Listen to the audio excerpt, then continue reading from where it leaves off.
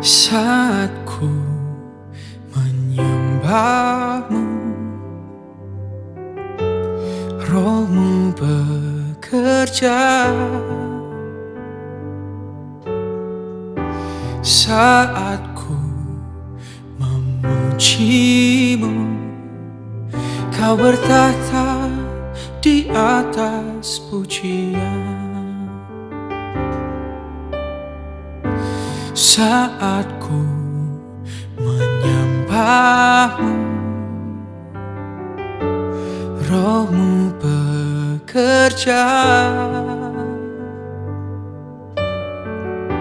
Saat ku memujimu. Haleluya bagi Bapak Ibu Saudara yang dikasih dalam Kristus Tuhan, khususnya jemaat GPI Victory dikasih Tuhan. Kembali kita bertemu pagi ini dalam satu perenungan firman Tuhan yang tertulis di dalam 1 Samuel pasal 18 ayat 14 yang berbunyi demikian. Daud berhasil di segala perjalanannya sebab Tuhan menyertai dia. Satu kalimat yang pendek, tetapi sangat begitu luar biasa pengertiannya. Dikatakan di sana bahwa Daud berhasil dalam segala perjalanannya. Maka keberhasilan itu karena Tuhan menyertai dia. Nah, judul perenungan pagi ini adalah penyertaan Tuhan yang membuat kita berhasil.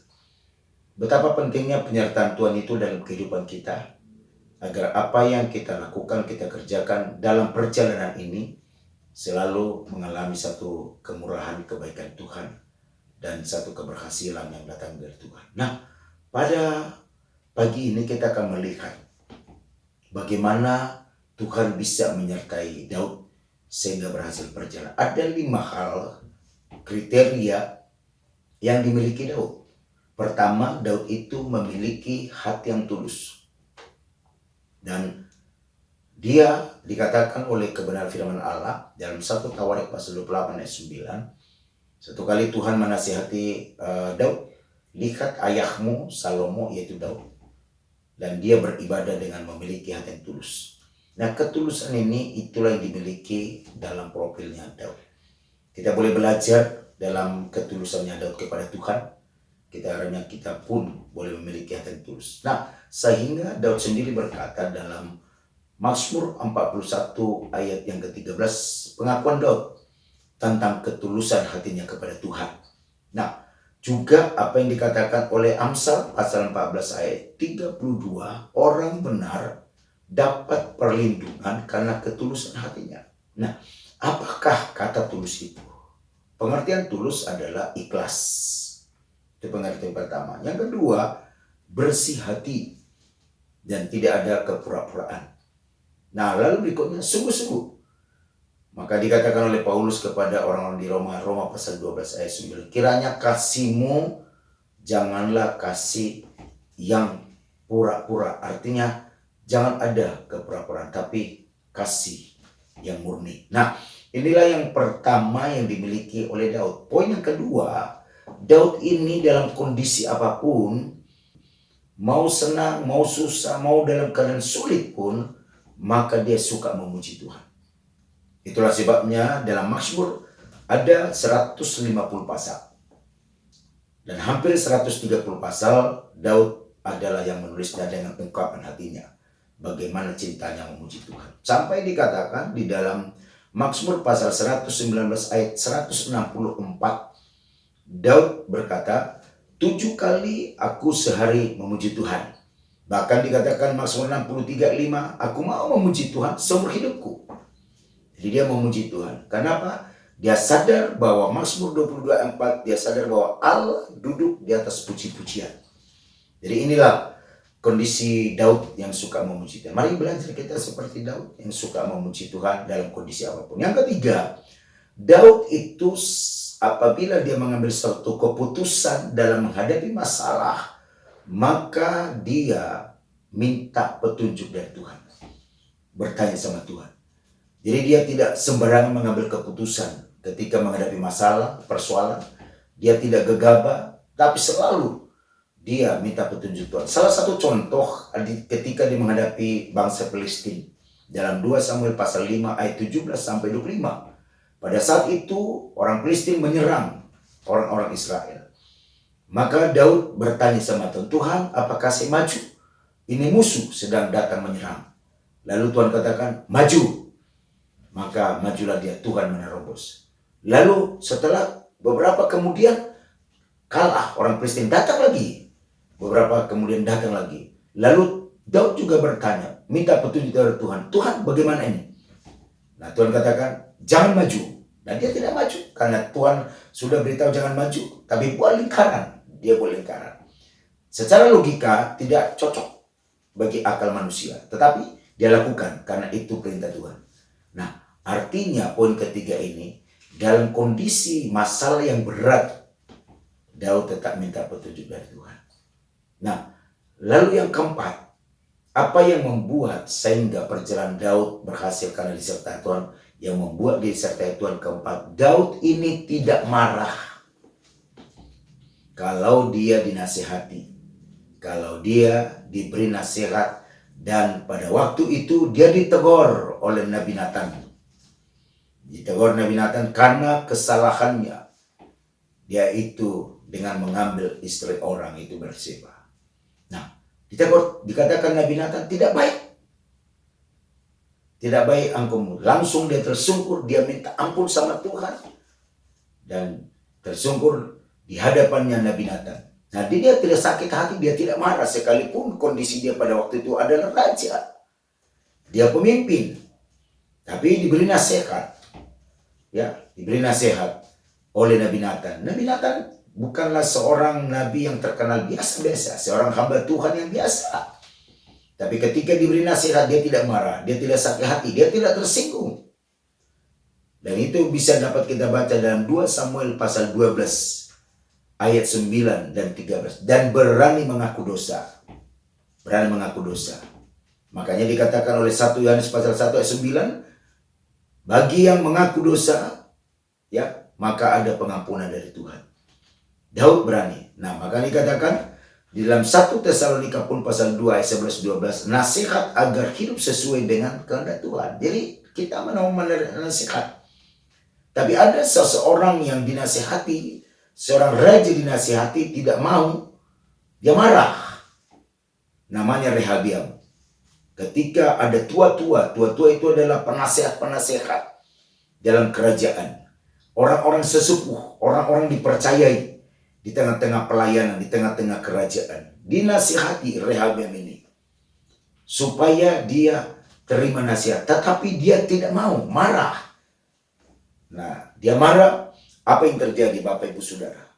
Ketika dinasihati tidak mau, akhirnya Tuhan izinkan Raja Mesir, namanya Raja Mesir itu Sisak. Sisak itu namanya, menyerang.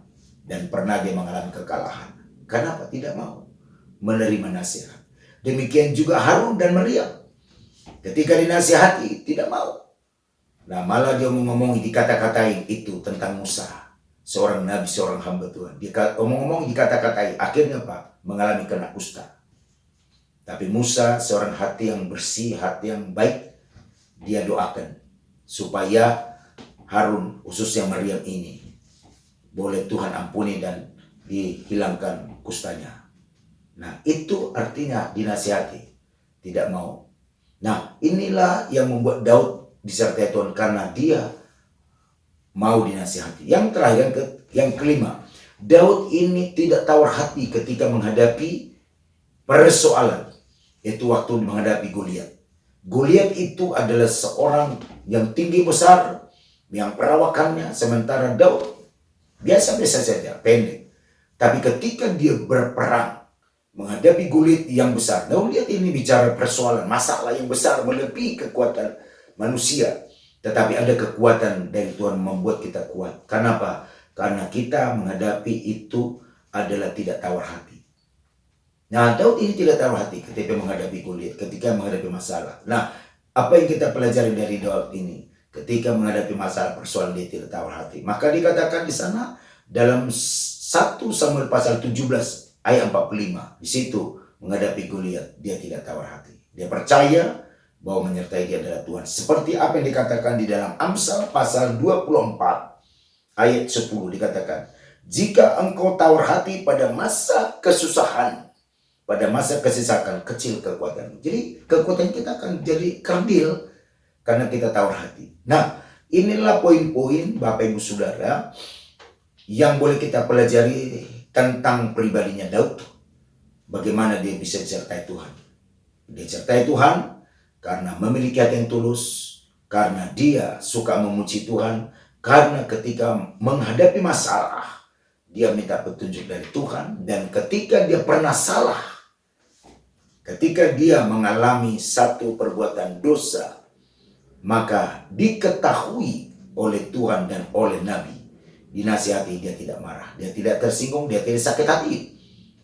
Malah dia mengaku tersungkur di hadapan Tuhan. Dan yang kelima, dia tidak tawar hati menghadapi masalah. Nah, kelima poin inilah mari Bapak Ibu Saudara kita boleh ambil hikmahnya. Kita boleh belajar supaya perjalanan kita melewati setiap masalah. Apalagi di hari ini banyak masalah, banyak persoalan.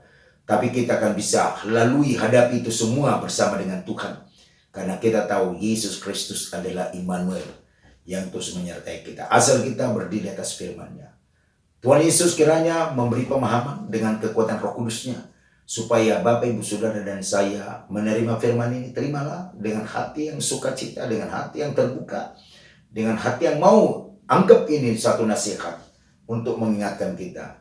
Terimalah dengan sukacita, maka Bapak Ibu Saudara dan saya akan menerima berkat Tuhan. Tuhan memberkati kita semua. Selamat beraktivitas sepanjang hari ini. Doa saya, kiranya Tuhan menolong kita. Mari kita berdoa. Bapa di surga, Bapa yang kami sembah dalam nama Tuhan Yesus. Firman sudah disampaikan, dan Roh Kudus menolong semua yang mendengar renungan singkat ini. Berkati, beri kekuatan, beri kemampuan, supaya firman-firman dalam 5 poin ini belajar kami dari kepribadian Daud, dan hidup kami pun mau belajar dari kebenaran firman-Mu. Kuatkan yang lemah, sembuhkan yang sakit, bentengi kuasa darah-Mu di setiap perjalanan umat-Mu, dimanapun berada, akan apa yang mereka kerjakan dibuatkan Tuhan berhasil. Lindungi, pagari, bentengi kuasa darah Yesus, sehingga terhindar dari segala COVID-19 dimanapun mereka berada, entah di kantor, di jalan, di rumah, di mana saja. Lindungi dengan kemurahan. Firman disampaikan, Roh Kuduslah bekerja di hati kami semua. Dengan mengucap syukur, ini doa kami dalam nama Tuhan Yesus Kristus. Tuhan melindungi menyertai semua umat-Mu yang mendengarkan perlindungan kuasa Tuhan menolong kami. Di dalam nama Tuhan Yesus berdoa bersyukur. Haleluya. Amin. Ku pandang kekudusan-Mu saat ku sembah, ku puji-Mu, ku rasakan kehadiran-Mu Tuhan. Ku angkat hatiku, ku pandang kekudusan-Mu. Oh, saat ku sembah, ku puji-Mu, ku rasakan kehadiran-Mu Tuhan.